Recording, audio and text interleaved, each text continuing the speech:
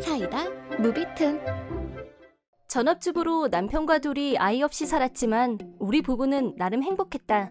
시댁이 가까워서 남편과 같이 자주 찾아갔지만 시어머니는 특별히 까다로운 분은 아니었다. 하지만 갈 때마다 죽기 전에 손주 한번 안아보면 소원이 없겠다. 대체 니들은 내 소원 언제 들어줄 거니?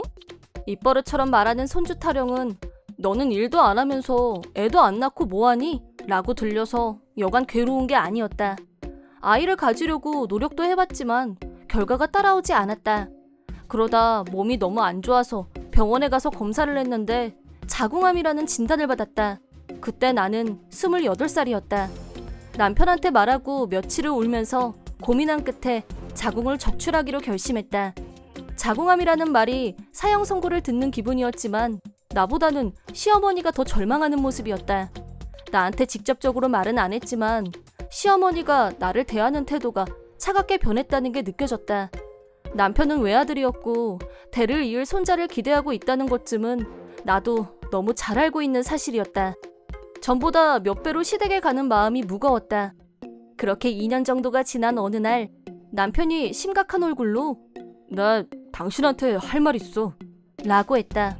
혹시 이번엔 남편이 어디가 아픈 건가? 하는 걱정이 앞섰다. 하지만 남편이 하려던 말은 다른 의미에서 나를 놀라게 했다. 여자가 있는데 그 여자가 임신을 했어. 남편은 워낙 범생이 스타일이라 그런 남편이 바람을 피울 거라고는 상상도 못 해봤었다.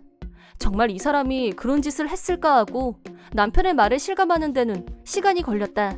남편의 얼굴은 평소 성격답게 진지하고 차분했다. 나는 이 말들이 모두 사실이란 걸 인정할 수밖에 없었다. 남편의 불륜 상대는 몇 년 전부터 같은 사무실에서 인턴 사원으로 근무하고 있는 독신 여성으로 이미 임신한 지 3개월이 지났다고 했다. 한 번도 상상해 본 적 없는 일이라 남편이 뭐라고 변명을 하는데 하나도 들리지 않았다. 하지만 남편이 마지막으로 한 말에 마치 망치로 머리를 두드려 맞은 것 같은 충격을 받고 말았다. 그쪽이 아이를 낳고 싶다고 해서 나도 그건 동의했는데 하지만 난 당신하고 헤어지고 싶지 않아. 왜냐면 아직도 당신을 사랑하니까. 그래서 말인데 그쪽이 우리랑 같이 살면 되지 않을까 하는데. 정전이 일어났던 머릿속에 번쩍하고 다시 전기가 들어오는 기분이었다. 지금 이 인간이 뭐라는 거야? 우리랑 같이 살다니? 그 여자랑 셋이서 살자는 말? 나는 첫째 부인이고 그 여자는 둘째 부인이라도 된다는 말이야 뭐야? 여기가 무슨 일부 다처질 국가도 아니고 지가 무슨 중세 왕이라도 된 줄 아나. 이 남자 이거 미쳤거나 정신이 나간 거 아니야? 정신 차려. 여긴 일본이고 그런 건 법적으로 불가능할 뿐만 아니라 나는 아직 안 미쳤거든요? 남편 말로 현재 임신 중인 불륜녀는 20대 중반으로 나보다 어리고 어려서 부모님을 여의었고 마땅히 기댈 친척도 없다고 했다. 우연히 그 여자에게 일 문제로 이런저런 조언을 좀 해주다가 가까워지면서 조금씩 호감이 생겼고 그러다 깊은 관계로 발전했다는 진부한 스토리였다. 이미 시댁에서는 이 사실을 알고 있었고 시어머니는 처음엔 놀랐지만 상대가 임신을 했다는 말을 듣자 동거도 승낙하셨다고 했다. 부모 형제 없이 혼자라는 말에 동정심이 생겼다고는 하지만 내 관점에서는 어떻게 하든 손주만 보면 된다는 생각인 게 뻔히 다 들여다보였다. 남편은 조만간 그 여자를 데려와서 인사시켜주겠다고 했지만 나는 이런 지하에 거절했다. 남편은 임신 중인 불륜녀를 저렇게 둘 순 없다고 했고 시댁에서도 뱃속의 아이를 제일 우선으로 생각해서 동거를 허락했다면서 나만 오케이 하면 아무 문제가 될 게 없다는 식이었다. 이 괴상한 동거를 오케이 하라니. 이건 나더러 나가라고 하는 것보다 더한 굴욕이었다. 네가 아이를 낳았으면 얼마나 좋았겠니? 근데 그건 불가능하고 그럼 현실을 받아들여야지. 별 수 있니? 내가 병에 걸렸고 그래서 아이를 낳을 수 없는 몸이 됐으니 남편이 바람을 피워도 어쩔 수 없다는 식의 시어머니의 말투는 대신 애도 낳아주고 오히려 잘된 거 아니냐는 뜻으로도 들렸다. 남편이 바람을 피우고 밖에서 아이를 낳아오게 생겼는데 아내인 내가 이걸 오히려 다행으로 여겨야 할 일인가? 모든 게 내 잘못이란 말로 들려서 한없이 서글펐다. 아들이 바람 피운 건 둘째고 어찌됐건 손주를 볼 수 있다는 사실에 들떠서 상처받은 사람이 있다는 건 안중에도 없었다. 그 여자는 혼자 살고 있는데 생활 형편은 그다지 좋지 않다고 했다. 그건 그거고 어쨌든 기혼남하고 불륜을 하고 임신까지 했다는 게 무책임해 보일 뿐 납득이 안 됐다. 내 상식으로는 그 여자도 생각 없는 사람인 건 마찬가지였다. 남편의 약점을 알고 그걸 이용한 게 아닐까 하는 의심마저 들었다. 기댈 가족도 없고 출산을 하면 일도 못하고 수입도 없이 애를 혼자서 낳아서 키우지 못할 거란 건 그 여자도 이미 잘 알고 있었을 거다. 어쨌든 남편은 임신을 시킨 사람이 본인이니 당연히 책임은 져야겠고 어떻게 할까 고민하다 겨우 생각해낸 게 시댁에 말하고 우리랑 같이 한 집에서 살자 이거였나 본데 상식적으로 어떻게 그걸 내가 받아들일 수 있겠어? 당신 제정신이야? 내가 어떻게 그 여자랑 같이 살아? 이혼해 당장. 나랑 이혼하고 당신이 그 여자 데리고 여기서 살면 될 거 아니야. 하지만 남편은 난 그렇게 못해. 내가 잘할게. 좀만 참아줘. 어? 라면서 말도 안 되는 고집을 부렸고 대체 날더러 뭘 조금만 참으라는 건지. 사태가 이렇게 명확한데 대체 왜 나랑 이혼을 못하겠다고 버티는지 이해할 수가 없었다. 남편 머리가 고장난 이상 대화는 불가능하다고 판단했다. 시댁도 그저 손주 생각만 할 뿐 비정상인 건 마찬가지였다. 이혼이야 하든 말든 그게 뭐가 중요하냐는 식이었다. 아무도 나한테 미안해하지 않았고 정상적인 사람들이 이럴 때 어떻게 하는지 상식이라고는 없는 저질들이었다는 걸 이제야 깨달은 내가 한심스러웠다. 친정 부모님은 시골에 살고 계셨고 이미 연세가 많이 드셔서 내 문제로 걱정 끼치고 싶지 않았기 때문에 최대한 모르게 하고 싶었다. 하지만 지금 이 문제를 혼자서 해결하기엔 벅찼고 하는 수 없이 오빠한테 전화해서 상의를 했다. 오빠는 역시 예상대로 놀라고 화내고 야 당장 이혼해! 라면서 전화에다 대고 소리를 질렀다. 오빠는 화를 참지 못하고 주말에 비행기를 타고 우리 집으로 쳐들어왔다. 물론 오빠는 잔뜩 화난 얼굴이었다. 자네 지금 제정신이야? 바람 피워 여자 임신해. 그리고 뭐 내 동생더러 그 여자랑 한 집에서 살라고? 시끄럽고 당장 이혼해. 자네 지금 어떻게 된 게 분명해. 돌지 않고 그런 말을 어떻게 해?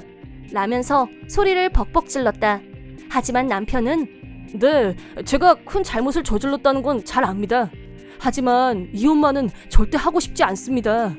이혼 안 하고 잘 헤쳐나갈 방법이 없을까 고민 중입니다. 라면서 이혼은 절대 못한다는 대전제를 굽히지 않았다.